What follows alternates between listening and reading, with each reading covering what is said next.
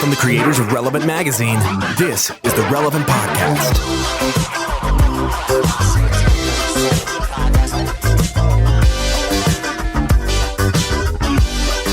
It is Tuesday, February 11th. The year is 2020. You're listening to the Relevant Podcast. I am your host, Tyler Huckabee, coming to you from Nashville, Tennessee. Joining us from the Skype line in Orlando, Florida. We're very happy to welcome someone today, a firm, steady hand who can keep the runaway mine cart on the tracks as we go through the depths of the gold mine. It's our friend Clark Flippo. Greetings. Hey, I don't want to alarm anyone, but Chandler is MIA this morning, and I fear he has been consumed by his own plant children in some sort of Little Shop of Horrors situation where a giant Venus flytrap has eaten him. But we'll see. It's interesting because last I saw him, he said he was heading to Los Angeles to turn in his vote for 1917 at the Oscars to make sure that it was when he was in charge of getting the entire Academy on board with Sam Mendes in 1917. That was Saturday. I haven't seen or heard from him since. I'm not sure what happened there. I know he's riding pretty high after his Iowa caucus app was the talk of the nation. Iowa caucus app, then getting the Senate impeachment vote together, then the Oscars. Our man Chandler is on a real winning streak right now. I can't wait to see where he goes next. Meanwhile, up in Loveland, Virginia, we're always happy to welcome to the runaway minecart our friend Jesse Carey. Hey, Jesse. Hello. Jesse, are you holding it together? I know you're a little under the weather. You're going to be able to pull through. A little under the weather. Put the rally cap on this morning, and we'll see how this goes. But if I mysteriously vanish, it's because I don't feel very well. But the show must go on. So, to mysteriously vanish, we've got an ace up the sleeve this time. We've got something in the pocket that I'm not too worried about because we are always happy to welcome to the Relevant Podcast one of our most trusted guests. It is our friend Jamie Ivey from the great state of Texas. Hey, Jamie. Hey, guys. Thanks for having me back. I'm glad to be here.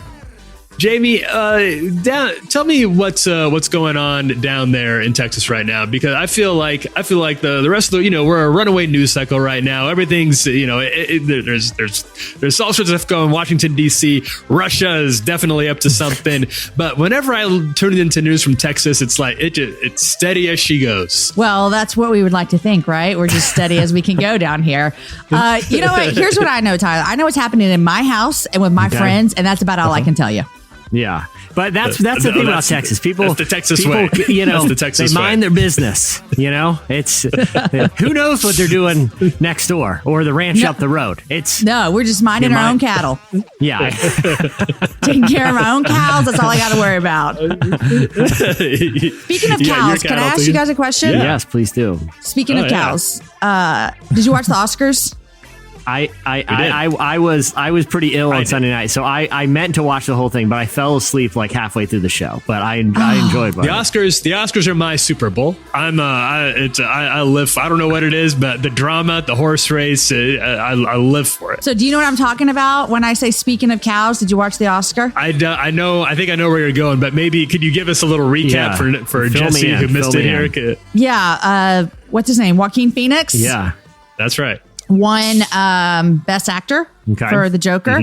But he started talking about things I didn't know what he was talking about. And the next thing you know, he's saying something about inseminating cows and taking their babies and drinking their milk. And I was like, I don't know what's happening right now. Yeah. I did see that, and because I saw like the next day, even like I can't help myself. I love to see kind of what the scuttlebutt is, and I saw speciesism trending on Twitter because evidently, I guess part of this speech, he used the term speciesism. You know what, Clark? Actually, let's hear a portion of the Joaquin Phoenix Oscar acceptance speech. I think that we've become very disconnected from the natural world, and many of us, what we're guilty of is an egocentric worldview, the belief that we're the center of the universe. We go into the natural world and we plunder it for its resources. We feel entitled to artificially inseminate a cow, and when she gives birth, we steal her baby. even though her cries of anguish are unmistakable. And then we take her milk that's intended for her calf and we put it in our coffee and our cereal. And I think we fear the idea of personal change because we think that we have to sacrifice something to give something up. But human beings at our best are so inventive and creative and ingenious. And I think that when we use love and compassion as our guiding principles, we can create, develop, and implement systems of change that are beneficial to all sentient beings and to the environment. Now, I've been... So real quick, because this is an interesting one. Yeah, this is we're coming out of the gates. We're already we jumped right into the deep into the pool. I love it. We're cannonballed into the 12-footer. This is great. This is why people tune into the podcast. Okay, Jesse, I want to hear everybody's takes. Okay, Jamie, I feel like you probably you take the first take because I feel like this obviously kind of jumped out to you when you were watching the broadcast. I was just like, I just sat there going, I don't know what's happening right now. That's what it made me feel like. I don't know what's happening. And I feel like that is part of his persona. And I'm not saying he's not genuinely like that, but in a lot of his speeches, his delivery, when he's making these speeches seems extremely vulnerable, and kind of like he has this sort of, especially in these speech settings, because I've seen interviews with him where he seems very normal, but it seems like when he's on stage, his delivery is sort of herky-jerky. And I feel like there's something charming about it too, because you don't feel like it's exceptionally polished or scripted. It sounds like he's somewhat speaking from the heart. But in terms of like the substance of the speech, I completely respect people whose passion is, the ethical treatment of especially like domesticated animals, the ones that a lot of us consume. And I think there are a lot of reasons to be concerned about, for example, like the dairy industry. There are certainly practices that, deem further investigation. But the term speciesism, I do feel like was going to turn a lot of people off, especially outside of, maybe kind of the people who are really passionate about animal rights, because I feel like, well, I kind of think I am a speciesist, because I do think, and I don't know if that's like technically the right term or like the right application, but it feels like I do feel like human life should be valued over other species. And that's I feel like there is like confused. a hierarchy of species. Not that every species doesn't deserve ethical treatment and, shouldn't be abused. 100%, yes. But it does seem like, I feel like the more biblical view is to kind of see order in the species and that humanity. Yeah. Tyler, what was your take? I wish I had a better one. And that's kind of it's interesting to hear you all talk about this. I read yesterday following that speech, our friend Karen Swallow Pryor shared on Twitter an old article that she had written for us about the importance for Christians to take the treatment of animals seriously, and how that's part of our responsibility as people. And it's one of, I think this isn't a hot take to say, one of the more overlooked responsibilities. It's not something that you see a lot of Christians getting on board with, animal cruelty causes. I think because it's considered to be so co-opted by more extremist groups like PETA, who obviously can push it to kind of like you're talking about, Jesse. They go so far into it that it ends up turning a lot of people off to what it would otherwise be considered maybe a more important cause.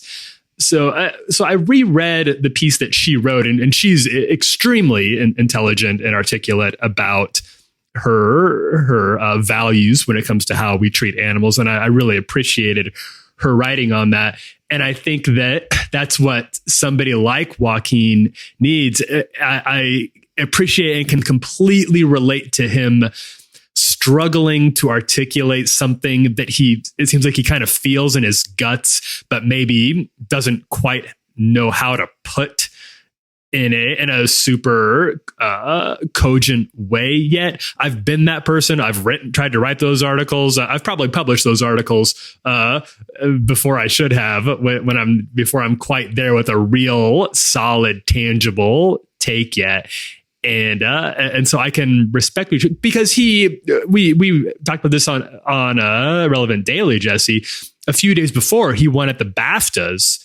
And he put together, I thought his speech there was really, really thoughtful about racism in Hollywood and was very well put together. So I know he's capable of it. And it could be that he's just put a little more thought and effort in understanding race than he has into animal treatment yet. And hopefully that by him sort of working these things out and talking about them and verbally processing them, whether it's with his friends and loved ones or it's on stage at the Oscars, he can sort of do what we all do over time and work towards a better, more coherent articulation of something that is important. I have a question for you guys, and I do not have an answer here, but I just have a question. Sure. Do you think at the Oscars and at these award shows that people want to hear that? Or they want to hear you thank your agent, thank the people, you guys are amazing, and walk off the stage? Oh, that's a good question. I was thinking the exact same. I don't know. I lean towards like the people who, this is my take, and I hope this doesn't offend, I hope this isn't too hot for anyone out there, but I feel like a lot of the people that are, annoyed at, people who use it's like, 45 seconds to 90 seconds, usually. Supposedly, right, yeah. It's rarely going to be more than like 2 minutes that you're going to hear someone say what they want to say. Mm-hmm. And there are people who watch those shows and get annoyed at actors or producers or people in the film industry or in the music industry using that brief platform to express an idea about a social or political issue. But I think a lot of that is faux annoyance. I think I don't think they're actually annoyed by the substance of what those people say. I think they're just annoyed by the idea of someone telling them and expressing an idea that they don't agree with. I feel like we're conditioned in this modern era, instead of embracing someone else's opinion, if for no other reason than to better understand them. Like, I may not agree with Joaquin Phoenix's comments about speciesism, but I welcome the comments because I can understand his perspective. And why should it bother me that someone has different ideas than me? And I feel like it makes for a more interesting, passionate show. Like, we're talking about it. We're talking about the Joaquin Phoenix speech, where if he had just gone up and, talked about Todd Phillips and, DC Comics, it wouldn't have been as memorable or as discussion worthy and challenging and issuing some really challenging social dialogue. Whether people ultimately agree or disagree with him, I think it's a positive thing. What do you guys think? I think it's good. I mean, it doesn't bother me. And the reason I just think Joaquin Phoenix, it just felt a little all over the board, Yeah. Not necessarily. It came out of nowhere and I was like, I don't even know what you're talking about right now. That's how it felt to me. Sure. But I think I try to put myself in their shoes. Let's say I, have this opportunity and I'm a movie star and people only think one thing about me. Like I can only do acting in movies and be beautiful and get my picture taken, all those things. And then I have a minute to say a thought about what I care about. I think it's good. And I could just be thinking about, I just watched that Taylor Swift documentary, which is a whole nother subject. I'm sure you guys have covered it. Yeah. But that's what I'm thinking about too, is like, how did these people, people who have these platforms and they get this opportunity, I'm sure it's like, yes, I want to use it. So I don't necessarily think, I'm not offended by it. Yeah. I can think of some examples maybe where I'm like, I think that was a little too much. Yeah, for sure. But I would rather have, our entertainers or maybe, sometimes go a little too much on activism or a little too little. Then say nothing. Yeah, exactly. Yeah, because even if, and Joaquin Phoenix in another, I'm trying to remember, it might've been at a political demonstration, he acknowledged his own hypocrisy when it came to, climate change, saying, I took a plane to come to this climate change rally. I'm part of the problem, but we can all do better. I think, especially when that self-awareness is there, that, kind of a lot of people in sort of middle America that are watching the Oscars are like, oh, well, it's easy for you to preach to me, you million, but when there is that self-awareness, I feel like, okay, we can kind of have a conversation here with an acknowledgement that we all need to be better. I think it's a net positive, I think that you don't hear this quite as much as you used to, but I remember being a little kid and there was all this talk about role models. Like, why are these celebrities need to be better role models for us? They need to, and that was directed at people like Britney Spears and NSYNC and those guys. That was always their concern. And if, they did something that was a little bit like if they were too sexy in a music video, or if they were like caught partying one night, that is like, oh, but they're a role model for the kids. And I think that's sort of changed in the past 2 years, because now we just don't want them to be much of anything. Like that seems to be a lot of the more frequent pushback. Like, just go on stage, do your thing, act in your movie, and then shut up. We don't want to hear about it otherwise. And I think that's sort of an abdication. I think there needs to be some sort of middle ground there between expecting these people to be paragons of virtue, especially when they're discovered young, like a Justin Bieber or something like that. And then expecting that, I think there needs to be something in the middle where we also understand that they have a platform and a lot of privilege, and that with that comes a certain amount of responsibility to people who don't have the sort of platform and privilege that they have to speak into issues that they really care about. The documentary you mentioned, Jamie, that Taylor Swift documentary, was a really good, we did talk about it on here a lot. Yeah. A really good look at her struggling with that tension and trying to, I thought that was a very impressive piece of filmmaking.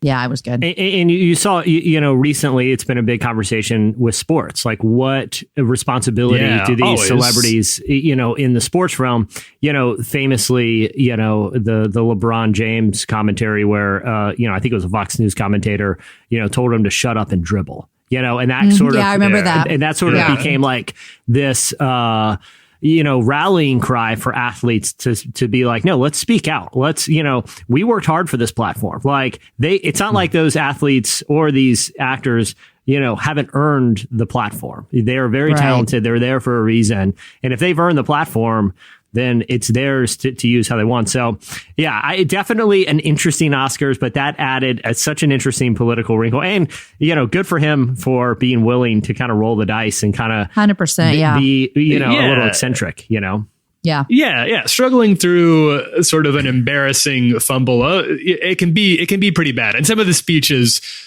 I thought I didn't think he even had the most jumbled speech of the night in attempting to say something sort of meaningful. So I can appreciate that these people who are used to having a lot of control over the way that they're depicted, or having teams who have a lot of control over the way that they're depicted, are suddenly out there live and there's no net for the first time for what they're doing. And I can see how that would be a huge struggle. And who knows what any of us would say if I was when I am a celebrity, and it will, you are a celebrity in our eyes. It's going to happen. Thank you. But as my platform continues to grow and my reach extends further and further around the world, I'm going to say some dumb things too. And I hope that people are more gracious to me than we sometimes see. Hush, you're canceled. Shut up and podcast, Tyler. That's right. Just do your job. Well, hey, we had listed on Jesse's rundown here. You said you wanted to do some Oscar takes. That came up organically. Yeah, I know. That was we didn't even need to get into the one.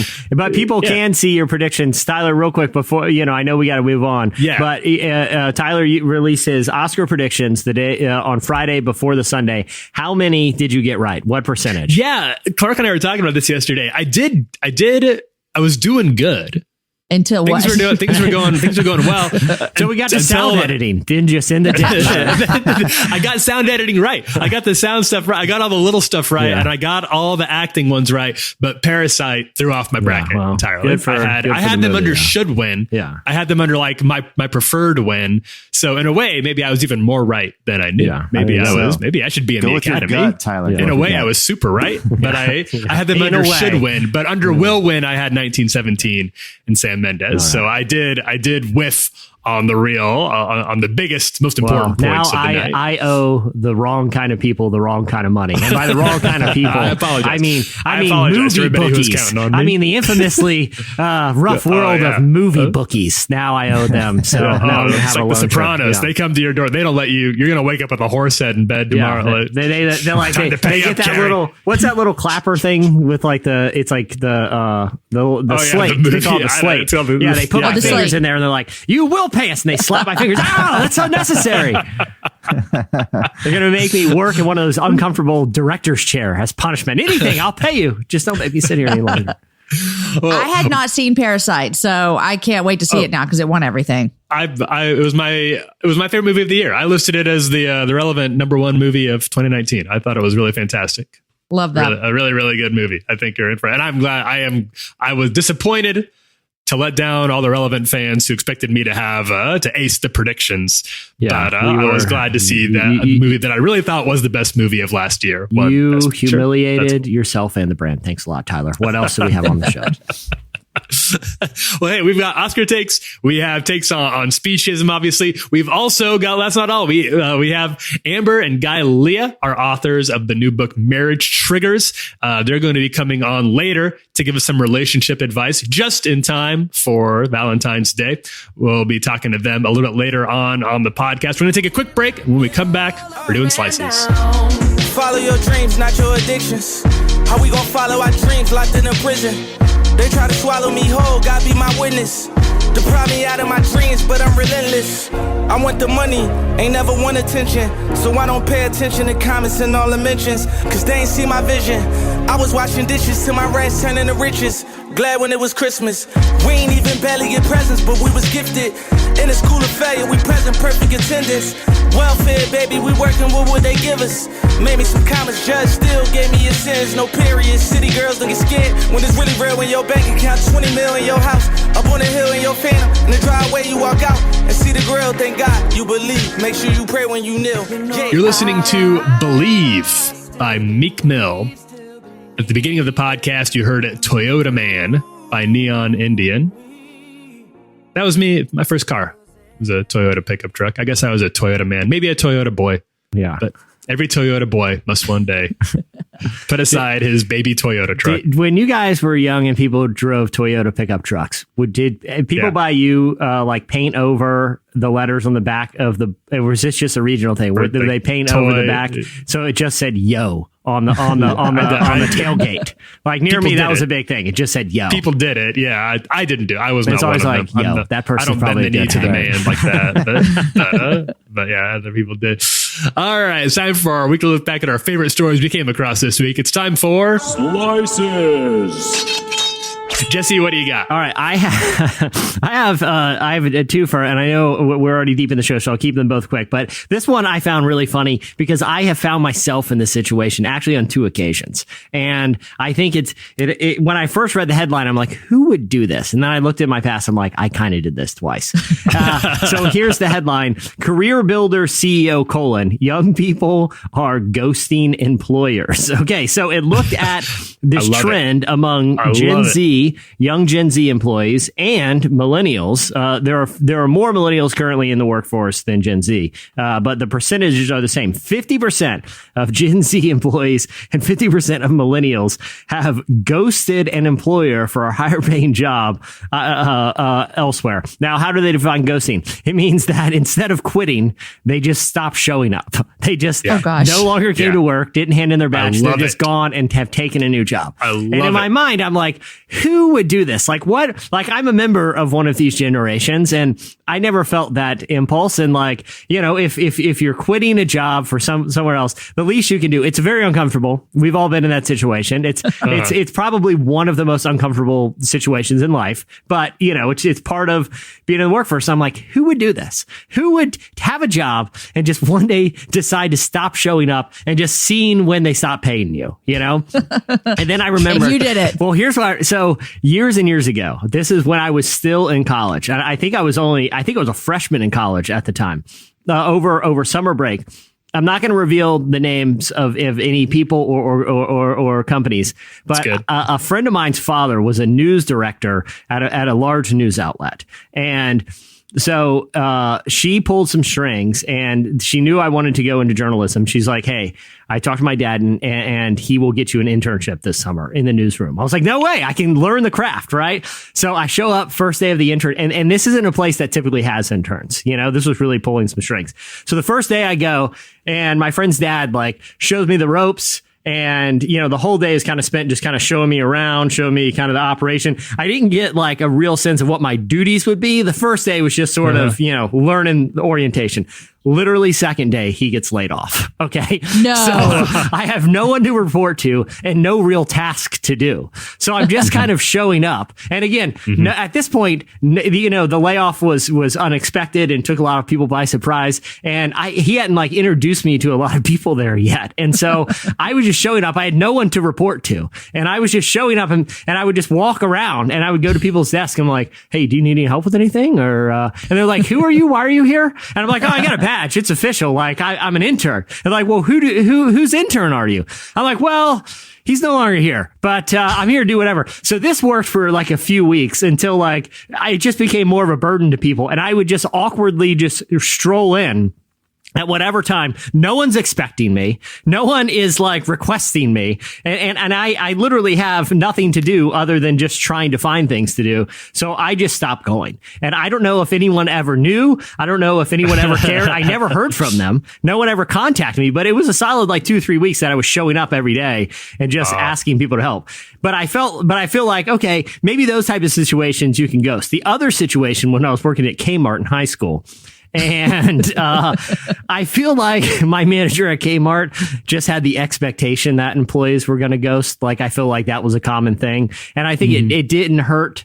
It didn't help the situation that she had a couple other bad employees who happened to be named Jesse. I don't know what it is about that name, but it really lends itself to ghosting managers at Kmart. So she was very suspicious of me.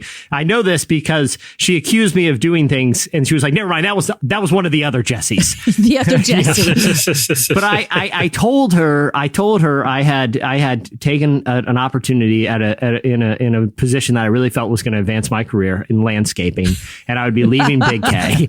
I would be leaving the garden department for literally greener horizons, and that I would be leaving in 2 weeks. She didn't write it down, forgot, and so I just didn't. I stopped showing up after 2 weeks. She left several angry messages on my home phone. That was when answering machines were a thing, and my parents could hear me getting yelled at by a Kmart manager, and so. Again, I can see how the ghosting happens. Why do you guys think it is that younger people would just ghost on a job, just walk away without quitting? Well, it's hard to tell someone you want to quit. Like you feel like you're going to let them down or they're going to be mad at you. I've never done this. I'm racking my brain. I'm not saying I wouldn't or I'm above it, but I don't think I've ever done this, but I think they would be just scared. Yeah. Yeah.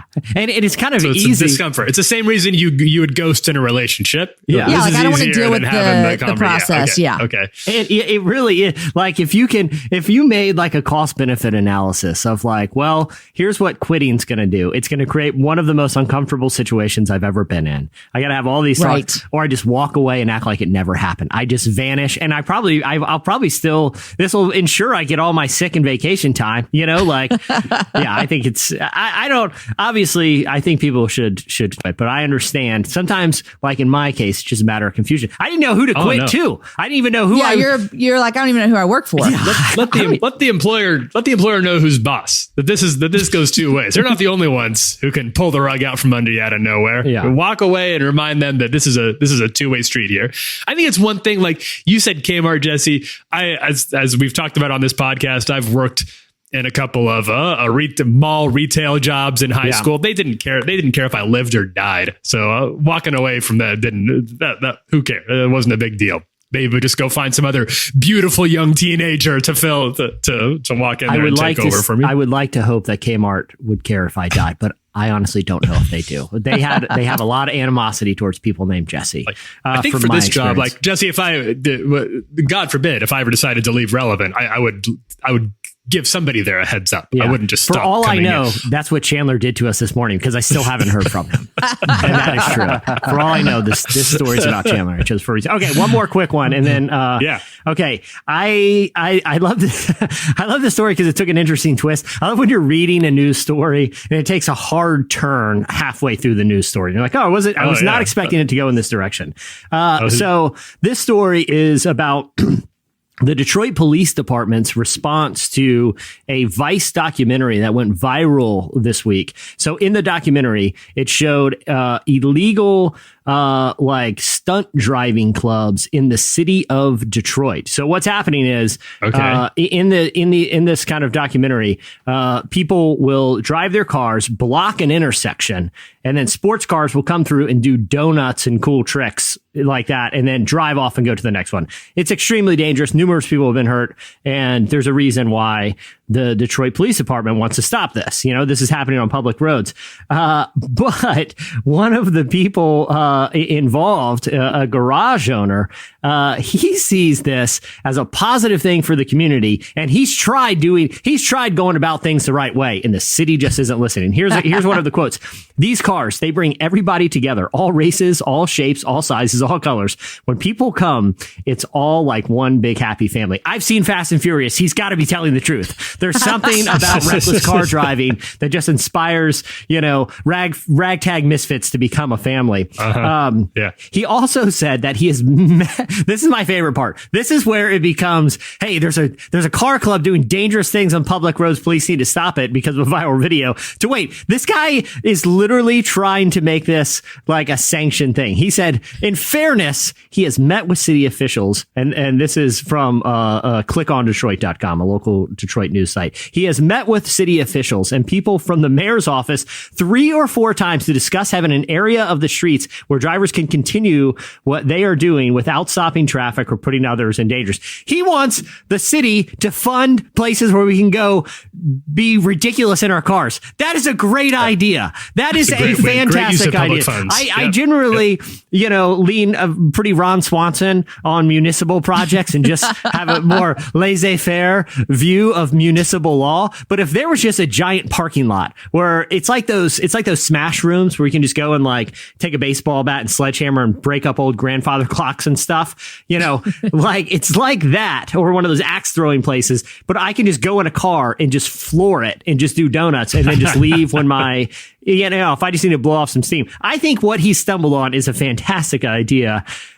If there was a place like that where you could just take your car and go you could rent, you know, give $10 for 10 minutes, would you guys do it? Because I totally would. This sounds like a ginormous go-kart racing event, you know? Yeah. With real cars. Basically. Yeah. Yeah. Like bumper cars at 60 miles an hour. Daytona 500 or something. but that's a great, like when I watch Daytona 500 on TV, I'm like, man, those guys look like they're having fun. You know, I'll never, ever be able to do that. But if the city had like, hey, we got an old parking lot here just to go do your worst, dude, I would be there. I'll sign a waiver. You know, if, you know, I know it's dangerous, but life is dangerous. You know what else is dangerous? Stress. Stress kills people. I can go relieve some by doing donuts. I think I love this person. He's like, in fairness, I tried to get the city on board with illegal stunt driving. It's basically, you're talking about a publicly accessible demolition derby with a very low clearance bar for it, which did you guys grow up going to demolition derby? Was that part of your childhood? I went to one. That was a Nebraska thing. I'm surprised though in Texas this isn't. Yeah, I would think Texas would be all about the demo. Jamie, you guys have so many open highways, and you kind of had that. There's that outlaw spirit that permeates the state. We can do whatever we want here. You know, exactly. Don't mess with us. We're doing whatever. You don't need what Jesse's talking about here. You don't need the government to give you the green light to do this. I feel like if there's any state that would do this, Jamie, do you feel like it's Texas would sanction something like this? I don't know. This feels so reckless, though. Is that how we are here in Texas? It feels very reckless. That's An outlaw spirit permeates the state. Don't mess with Texas. I feel like actually this would translate to Texas. It'd be on someone's farm and be with like John Deere tractors or something. Like that's probably we're true. just going to go crazy on the tractors. Yeah. It would be awesome. It's a fantastic at like 3 idea. miles an hour. Yeah. So, all right. So this is a Barna, our friends over at Barna, data nerds who study religion here in the States, have put together this very big state of the church study that they're releasing in parts over the next few months. And the first part came out today, and it's about, it came out last week. We're talking about it today. And it was about what pastors are actually thinking about. What are pastors in America? What are their actual biggest concerns? What are they worried about for the country and also for their own individual local churches? So what do they think? I was surprised because to hear the chatter, to hear the headlines, my thought would be the biggest concern of Protestant pastors, and this is Protestant pastors would be religious liberty in America. That seems like the thing that everybody's always talking about is religious liberty is under the gun. Yeah. It's disappearing. We're losing more of our freedoms every single day. And that seems to be what determines how people preach, how they vote, what gets them out of the house in terms of what policies or politicians they support. So I was really surprised that religious liberty and freedom didn't even crack. It barely made the top 20. Did you, either of you see this? Jesse, you saw this. I know I sent it over to you. Yeah, it seemed like what pastors are concerned about isn't what we're told. Like, the pastors are concerned about, like it was much less political and more, they just seemed genuinely concerned for their congregations than, that was my thought too. Issues. Yeah. It seemed very, these were real. So they split them up over at Barna in terms of biggest issues facing the Christian church in the U.S. and biggest concerns facing their own church. When it comes to the more national perspective for the church in the U.S., the number one most cited concern was watered down gospel teachings. The idea that we're just not saying we're just not preaching the gospel with the same clarity that we need to. Number two, not too far behind that, is the cultural shift to a secular age. Sort of the decline of religion. I suppose the rise of the nuns would probably be included in that. And then number three was poor discipleship models. The idea that people become Christians, but then there's not a real way to help grow them to more spiritual maturity, which I think those are all really valid concerns. I was just surprised to find them all listed as highly as they are. Were those the same concerns for their local church? No, because what you just listed was the church in America, right? That's right. So for their local church, it was different, but also interesting. I think number one is reaching a younger audience. A younger audience? Obviously having a hard time getting Gen Z in the door there, as we've obviously talked about a lot. They ghost a lot of churches. Those they do. They start coming, and then they vanish.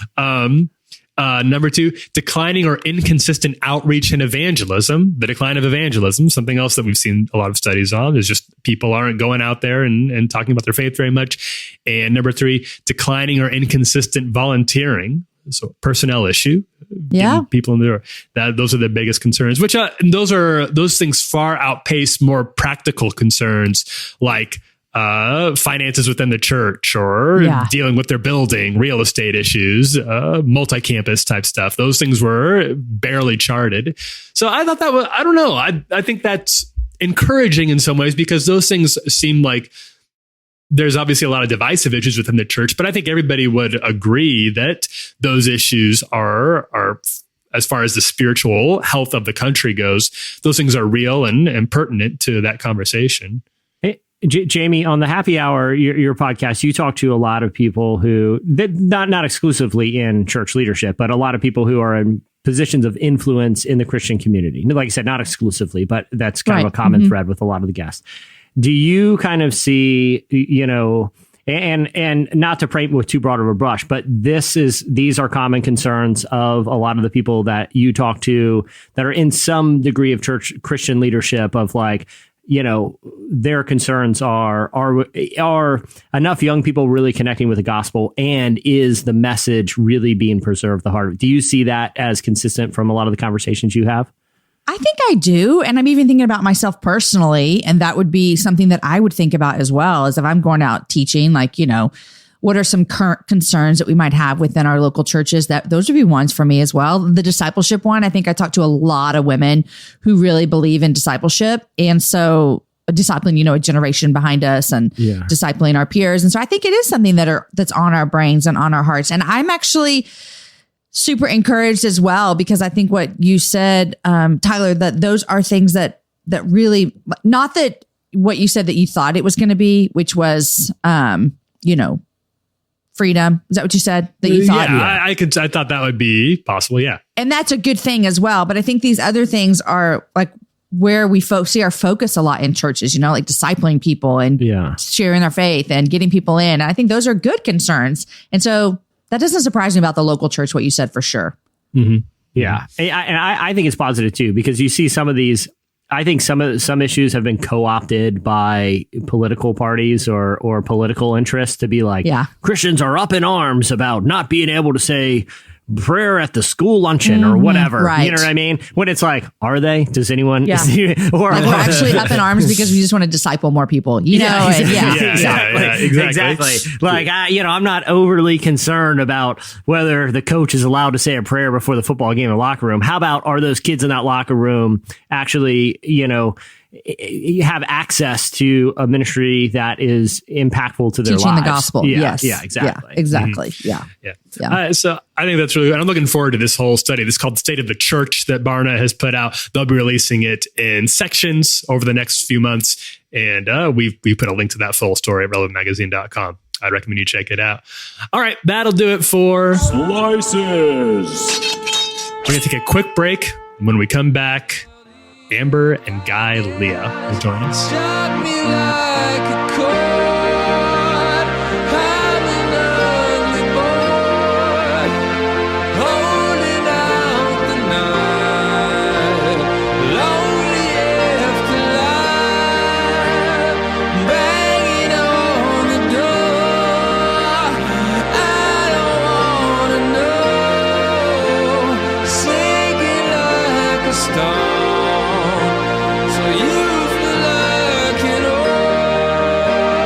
You're listening to At the Door. That's the new one from The Strokes. Strokes are back. Love the Strokes. Love them. Oh yeah, I've loved the Strokes for most of my life. It's good to have them back out here. Old again. rock and roll. So this is cool. This episode is brought to you by Bombas. Now, working out is hard. It's always been hard.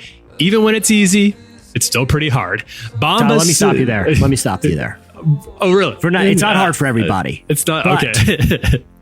But I agree. For some people, it's hard. But this is a product that makes working out easier because you're like, oh, I get to slide in some new comfy fitness Bombas. It helps me. Yeah. Bombas socks I don't think they make it necessarily easier, but being more comfortable while you're working out is important. So if your resolution is to get fit in the new year, and it's a good resolution, start by getting socks that can keep up every step of the way. I think this is a hot take. This is a real take. This is not part of my. This is not in the copy we're sent over. This is a real thing. We were talking about Bombas offline earlier. I think that good socks do make a difference working out, and I think that Bombas are the best ones in the business. That's a real take. That's an honest pre-ad opinion. It really was. We were a little behind the scenes. Tyler and I talked through the show before we recorded. When we came upon the sponsor today, Tyler was literally raving about not just wearing Bombas, but the excitement of getting new Bombas. And Tyler, they're cool. Now they have Bombas that are designed from everything to running, hiking, cycling, like the endurance stuff. But they also have stuff for any kind of sports, performance sports. Special styles made for whether play tennis, running, golf, or you're like me and you go dominate on the basketball court at the neighborhood rec center a couple times a month. So there's Bombas for all those. If you've never gotten like really good socks like Bombas before, it's worth trying just to know what you've been missing out on. These socks, Bombas, are made with this lightweight poly cotton blend. So really, no matter how hard you're working, your feet do stay cool, dry, comfortable. They don't get sweaty, and they give you extra support in ways you didn't even know you really didn't have with other socks, like in your arches. They're all built with this special arch support system. It's supportive. It's not too tight. It's like a little hug on your foot, a little foot hug that you're getting. Little foot hug. And what do you need in the gym every now? We all need a little hug because whatever we're lifting, whether it's heavy weights or even just our own emotions, sometimes that little extra hug can be what gets you over to your next gains. Well, and Tyler, I have gone through periods where I've really enjoyed running, but what's very annoying when you run is when your socks get twisted and bunched up. It's literally like the worst when you're on a run. So, it's like I got to take my shoe off and get this fixed. I'm gonna lose time. I might get a cramp here. Well, Bombas are designed with a left-right contouring and a Y-stitch heel, so they stay perfectly in place. Hey, have you ever noticed that annoying toe seam? That's what I was going to say. Yeah. It's a very odd, design feature. That little ridge on the top. Well, Bombas got rid of it. It is gone. So it's smooth sailing all the way across the top of your foot. It surprised me that it's taken that long for someone to do that. But Bombas has. Finally, did you know what the number one most requested item in homeless shelters are, Tyler? Tell me. It's socks, and for good reason. Bomba socks were created to change that. For every pair that you buy, Bomba will donate a pair to someone in need. So it's an awesome company. It is truly a great product. We are both legit Bombas wearer. I'm a real fan. Yeah, I'm glad to be talking about them because I do like promoting not just the cool product they make, but the fact that they do a lot of good out there in the world. And that's really important to us at Relevant. I'm sure it's important to you as well. You can go to bombas.com/relevant today and get 20% off your purchase. Bombas is bombas.com/relevant. You get 20% off on your first purchase. So bombas.com/relevant. Can't recommend them highly enough. I think you'll be glad you did it if you're on the market for socks and on the market to do a little extra good for some of the folks out there who could use some extra ones. Yeah. So in their latest book, Marriage Triggers, Exchanging Spouses' Angry Reactions for Gentle Biblical Responses, authors Amber Leah and Guy Leah examine some of the behaviors and responses that lead to problems in relationships, even good ones, and how to avoid them. So, Jesse, you recently got to talk to Amber and Guy about marriage triggers here. That's right. Tell me a little bit what this conversation is about. I'm intrigued by. You haven't told me anything about this yet, so I'm curious to hear about how this all went. Well, I was excited because we try to plan the shows that make sense, for the time of year, and this is the one coming out right before Valentine's Day, and I figured this would be a great time to kind of introduce people to this idea, because even if you're not married, even if you're just in a relationship, or maybe you're not in a relationship, but this can help in future relationships. This idea of actions and behaviors that can trigger different emotions in your partner or your spouse, and maybe trigger a reaction that isn't what you've intended. And a lot of times, it's not just like the result of the argument that's the problem, or at least the way to solve a problem isn't just addressing the source of the argument. It's addressing what triggered the argument in the first place. So I wanted to ask them initially, like, why they wanted to take the approach of looking at these quote unquote triggers in marriages and relationships. Really, we felt like that's the essence of this message, is that we all feel triggered by various and different things in our relationships with our spouses. But the answer to all of those things is really not doing the same old thing and allowing ourselves to continue down a broken path, but instead to exchange those angry reactions that we keep getting caught in, this cycle of anger and yelling, and instead replacing them and exchanging them with more gentle biblical responses. This is really the day in and day out, living out our faith in very practical, real life moments of our everyday living in our relationships with our spouses. So that's sort of where that came from. And we kind of, if you think about it, the idea of an exchange is an active thing that you purposefully do. And so the biggest point really behind this book in communication is the fact that you're making an exchange, you're making a very purposeful move towards communicating and finding a new way to deal with this, rather than just allowing your feelings to overcome you and just reacting, rather than making this an organic thing that you have to work on. So, Tyler, is this kind of an idea and a message you can relate to, that sometimes there are certain topics or certain things that are way that they're addressed that, like maybe I need to be extra careful kind of broaching this topic in a relationship? Oh, yeah. I think that me and Liz, like a lot of couples, just have certain things that sometimes it's almost easier just to not address it at all, because you're like, I don't know if I have the energy for that conversation, right? You know what I mean? So you either tiptoe around it like you're in a minefield, or you're just like, I'm just not going to work. And then the pressure builds and builds over time and ends up being a much more difficult conversation than it had to be in the first place. Yeah. So that was the other thing I wanted to ask them about, is like, well, how do we know what those triggers are? Maybe it's sometimes for some people, it's like, situations with finances or their in-laws or whatever it may be. Oh, yeah. How do we identify them so that we can know the appropriate way to respond and hopefully have like healthy relationships that, aren't always argumentative. Like, that subtitle, I feel like, is such a good elevator pitch for this book, exchanging spouses' angry reactions for gentle biblical responses. I feel like anyone who's ever been in an argument in their relationship sounds like, I really need that. I would love a gentle biblical response, where I want to give a gentle biblical response. So part of that is identifying what those triggers are. And here's what Amber and Guy had to say in terms of how do you know what they are? I think we can identify our triggers when there's an issue that just keeps recurring over and over and over again. If every single time you guys are fighting over your calendar and your schedules and it's just breaking down, then obviously maybe you're a little bit too busy, or there's communication that's broken down. Maybe it's that you're always having most of your arguments center around your kids.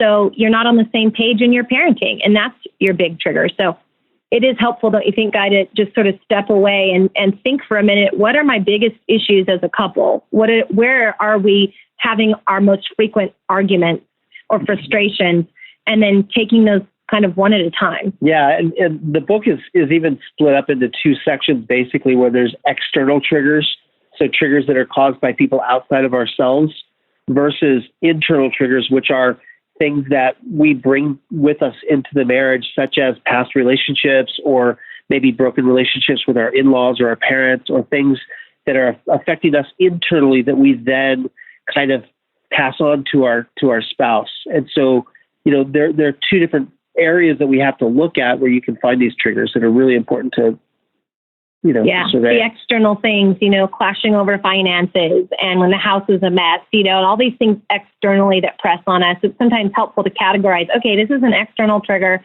this is an internal trigger. Our personalities just clash all the time, or we're just, weary and exhausted. There's these internal things that can also be helpful for us to identify our triggers based on those categories. Yeah. So some really great thoughts there. And I wanted the other thing that it was really interesting that they talked about, and they talk about this more in the book, is one of the number one areas that kind of is at the core of a lot of this. And it really comes down to communication and the right way to communicate, not just saying the right words, but saying the right words the right way. That once you can kind of identify different people's preferred methods of communication and broaching different topics, it really can head off conflicts in relationships before they get started. Here's what Amber and Guy had to say about, just the importance of healthy communication and gentle responses. I think one of the other number one triggers that people respond to is communication, broken communication. And I think as a premise, one of the things that Guy and I talk about in the book is to really give each other permission to even say to each other when you see that you're triggered and that your body is tensing and that you're beginning to get angry or frustrated with each other, even if someone is starting to actually yell at you. One of the things that Guy and I have given each other permission to say is we have to come together and say our communication style's not working. When we start to get upset and angry, we need to put the brakes on this somehow, because it's not good for us. It's not good for our kids to witness. So we'll just say to each other, we've given each other permission to say, hey, can we lighten up this conversation for a minute? Yeah. And, that's just like a check for both of us to say, all right, let's just take a moment. I like to call it a holy pause, where we, take a minute and a half or so to just breathe and pause the conversation so that we don't say things we regret. Excuse me. And we can say to each other, let's lighten this up for a little bit. And then we can come back together and talk about it when we've had a chance to simmer down a little bit. We also think it's really important when people have broken communication to really consider believing the best about one another. A lot of communication problems break down because we read each other wrong, or we mistake each other's tone of voice or body language, and we start to assume the best, or we become easily offended. And, the Bible talks a lot about the words that we say and how we communicate with each other. One of our favorite verses in the book is a soft answer turns away wrath, but a harsh word stirs up anger. It's Proverbs 15:1. And, Guy and I, early on, we started praying, Lord, we need to start having more soft answers instead of harsh words with each other, because it's just stirring up more anger. So, Tyler, the book is called Marriage Triggers, Exchanging Spouses' Angry Reactions for Gentle Biblical Responses. It is out now. What a great book to read here Valentine's Day week. Yeah, going into Valentine's Day. Thanks a lot for having that conversation, Jesse. And thanks also to Amber and Guy for being willing to talk about these responses and also about their own marriage. That's a vulnerable thing. It's not easy to do. Thanks for sharing about that. You can pick up that book, Marriage Triggers. It is available now. We're going to take a quick break. When we come back, it's time for feedback. But I just want to watch you live.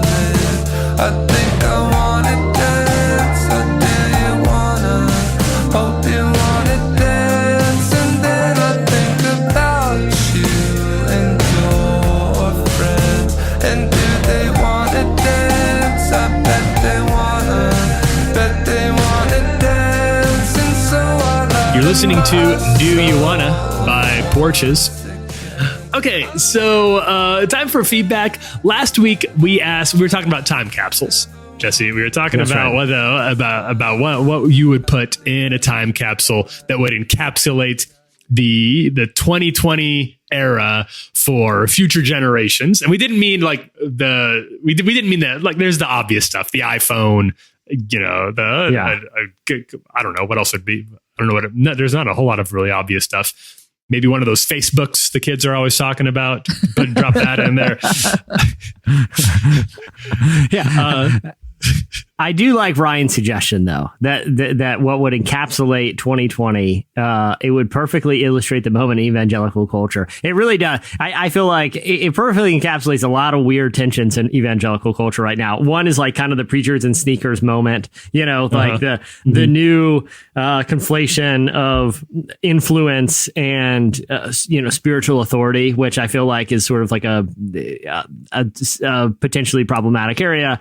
You know, sure. the pop culture where things are, and just like celebrity culture. He suggested putting Jesus is King in the 2020 capsule, just because it really is sort of the culmination of this moment. Yeah. Do you guys feel like it kind of nails where we're at on a lot of levels? I think that's really good. It's a Venn diagram of so many circles. Yeah. That does it all comes together right there in the center, because even you talk about preachers and sneakers, that's the Kanye influence, baby. Yeah. That's the whole reason that thing started, is because Kanye started giving these guys his shoes. Jamie, if you had to put something in a time capsule that people could look back and be like, this is the 2020, and even if it's just from your perspective, it doesn't have to carry the weight of like being all encompassing, but you feel like is pretty representative of your kind of life and sphere. What do you think that item would be? Oh my gosh, this is so hard. A preloaded iPod Touch with just every episode of the Happy Hour. That's right, just every episode of the Happy Hour, just my show. I don't know. I mean, someone the other day asked me if I was on TikTok, and I was like, I don't even know what that is. And so apparently that's really big great right now. Yeah, great. I love it. I'm kidding. I do know what it is, but I don't know what I would put to represent. I was thinking of the Apple TV remote, but that's way old. And apparently I found out we have the oldest one ever made. So that doesn't work either. I don't know what I would do. Click wheel on it. It's exactly.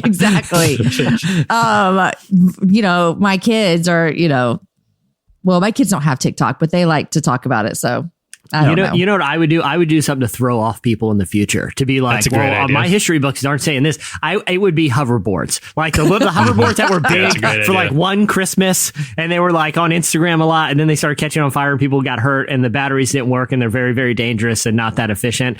I would put these on and I would leave a note with him. And I said, in the year 2020, this is the only way people traveled. And people would look back and be like, man, 2020 was awesome. That must have been this. They're like, it's true. The history books do lie. This hoverboard has Bluetooth speakers and blinking lights that go along with whatever song is playing. It was peak humanity. That's what I would put in there. Oh my gosh. Yeah, we also asked 2 questions. Yeah, we asked about Lent. Lent's coming up. We asked what if anything listeners are giving up for Lent. We had a few people come through with what they're doing for this. This one, I don't know, man. Andrew says he has given up podcasts. This feels like a jab. This feels like a jab. You've given a podcast for Lent for the last couple of years to quiet my life and mind and allow more time for reflection and listening.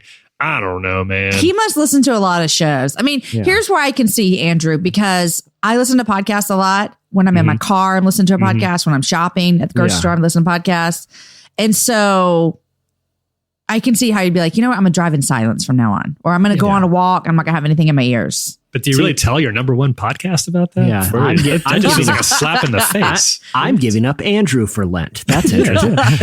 No, Andrew, how about you give up social media for Lent? Podcasts occupy a perfectly healthy place in my life. I only listen to them when I drive, when I run errands, when I have any moment of silence, when I try to fall asleep at night, and when my hidden AirPods are in and I'm pretending to talk to a neighbor or friend about something meaningful and I'm actually catching up on This American Life. That's the only time I use them, and sometimes in church. What's the big deal, Andrew?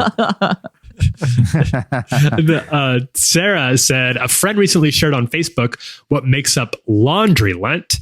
And I was intrigued by the idea of giving up doing laundry until Easter. I could really get behind that, but it might force me to unintentional hermitude, but that could be nice too. This is new to me. Is that a joke? I'm not trying to be insensitive here. I don't know. I don't know. I mean, I'm not going to tell anyone if they feel like it's their conviction. I feel like it's a joke. I feel like it's got to be. I feel like it's a joke. But if someone is actually convicted that they need to give up doing laundry for the period of Lent, then I'm not going to tell them not to. That feels weird because Lent, like you give up something so that you can gain like more time with the Lord and sacrifice, right? Am I here? Like, it just feels like I'm going to tell my kids I'm giving up dishes, cooking, and laundry, guys. I'm out. See, I love that Sarah picked a chore to give up, like not something, Andrew at least has given up the thing he's doing during the chores, like Sarah's just like, nah, just not doing that anymore. Like not doing anything. Hey, you know what I'm giving up for Lent? Paying bills. Just not see what happens. Let the Lord. Maybe there's something spiritual to it where it's like, you have to just like, wear the same clothes so you don't feel consumed by what you look. I mean, I don't know. There might be something there. I don't want to make fun of you, Sarah. Idea. But I've never heard of this before. We might need Sarah to give us a little more, a few more details here, because obviously we're a little bit confused. Like when my neighbors come over and they're like, "Your yard's looking terrible, dude. Can you at least run the mower? Just get a service, something." Hey, man, I'm sorry. I got to be faithful to my commitment here. You're going to need to wait. Can I just give up my religious practice? Is that what you're asking me to do? Because my pastor's very concerned about religious freedom, from my understanding. Everyone, it's what everyone's talking about. Tonight on Fox, one man's religion versus one man's neighborhood association. They're like, we just want him to cut the grass, and he's like, they're coming after my faith, my freedoms. Listen, if you got a problem with it, you can take it up with me in 38 days, pal. All right, well, that'll do it for that. And Sarah, please, if you, we would love to know a little bit more about laundry. So hit us up, or then we want to clear the air. Now it's time for this week's editorial question of the week. All right, I had an idea. I want to hear, because Valentine's Day, as you guys know, is this week, and people are going to be thinking about love and dating, and we had some great relationship advice on, but keeping in the Valentine's Day spirit, I want to hear, and I know we've asked variations of this in the past, but listeners never let us down. I want to hear people's worst / most embarrassing date stories. That's what I want to hear.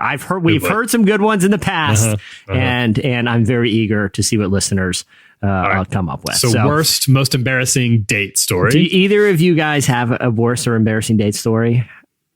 I feel like women's are always better. I feel like I don't. Like, I've been married for 19 years. Yeah, that's sure. Yeah, I can't remember, but I do know people who have, and I feel like this is an opportunity for people to get it off their chest. So tweet us at Relevant Podcast if you want us to read yours and the world to hear. Finally, get this off your chest, people. Your worst, most embarrassing date stories. We might read it on next week's pod. You don't have to. You can use fake names, or you can use real names. We don't care. These are going to be the best, though. Yeah. If somebody has any bad date stories about Andrew, he won't be listening to the podcast, so you can go ahead. You can let it all out. Let it all out. He'll be so far behind on his podcast by then, he'll never hear this. He'll never hear it. He'll be fine. Especially if you're Andrew's girlfrind. Let's bring that up, too. That's what we want to hear from. Girlfriend. This is your hall pass to really air it out. Former girlfriend, maybe. We'd love to hear it. All right. Hey, many thanks to Amber and Guy Leah. Their book, Marriage Triggers, is out now. You can go pick it up. Many thanks to Jamie Ivey. Jamie, thanks for coming. Always thanks for enjoy making this it. work. I know it's not easy to spend a little bit of time with us, but we always appreciate it. Thanks a lot. Always happy to be here.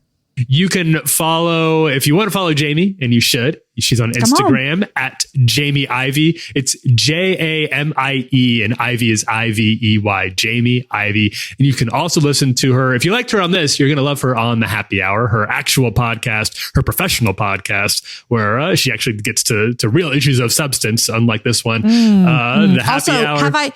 Yeah, that's right. Sorry, Tyler. Have I told you guys my Twitter that's not really me? No, your burner? I don't think so. No, it's not a burner. It's just if you find me on Twitter, which I don't hang out there much, if you don't put the underscore, you find a woman who her caption says Jamie Ivey, Trump supporter. And just so you know, it's not me. That's not you. Well, okay. Yeah, there's like MAGA stuff all over it. It's not me, you guys. Okay. Well, this is going to be awkward because I booked her for next week's podcast, Jamie. I thought it was you, and now, but I'm a man of my word. So at Jamie Ivey is going to be on, and she's got some radical ideas. Awesome. She's awesome. I hear she's great. Yeah, so I hear she's great. She had some thoughts about the Joaquin Phoenix speech, and I'm just going to hand the mic over. Just, She wanted to talk about religious liberties. I bet she does. She's very passionate. Very concerned. Very passionate. Very. Tonight on Fox. Yeah. Yes. So you're Jamie _Ivey. The death of a Christian nation. Yeah. Don't forget the underscore, you guys. Jamie. Or follow them both. Add a little diversity to your feed. There you go. Get from both sides of the aisle. Tonight on our ongoing series, Death of a Christian Nation, why this public school thought it was okay to put Harry Potter books in the curriculum and no Bible. Also, hey, thanks to Bombas for supporting us. Go to bombas.com/relevant today and get 20% off your first purchase. That's Bombas, BOMBAS.com/relevant. for 20% off. Bombas.com/relevant. And I think that'll do it for us. Thanks, everybody. I'm Tyler Huckabee. I'm Clark Flippo. I'm Jesse Carey. I'm Jamie Ivey. Have a great week. We'll see you on Friday.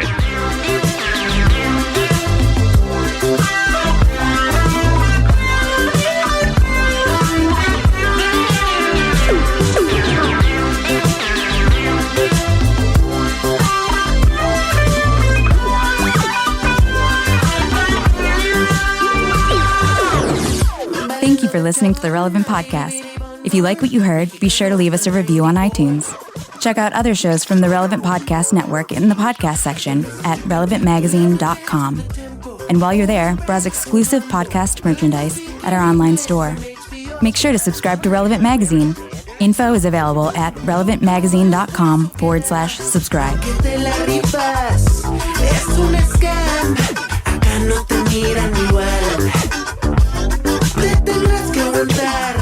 Hasta que no te podrán exportar. Así es, en este party in the USA.